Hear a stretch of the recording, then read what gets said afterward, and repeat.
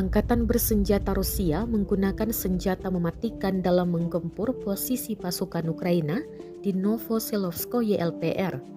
Senjata yang dipakai merupakan peluncur roket dengan sistem TOS-1A dengan daya hancur tinggi. Sejumlah parit pasukan Ukraina terekam dibombardir.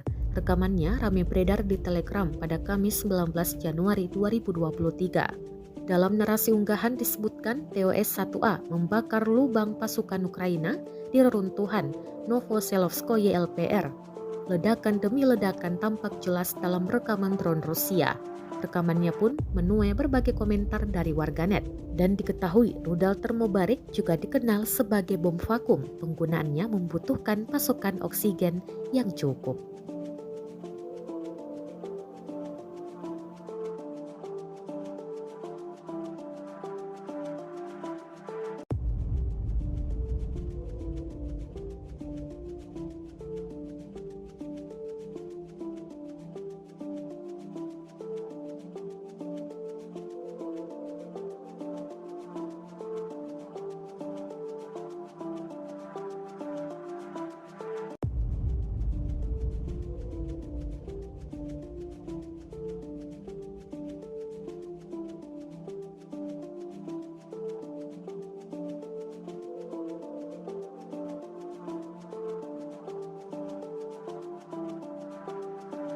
Terima kasih sudah nonton.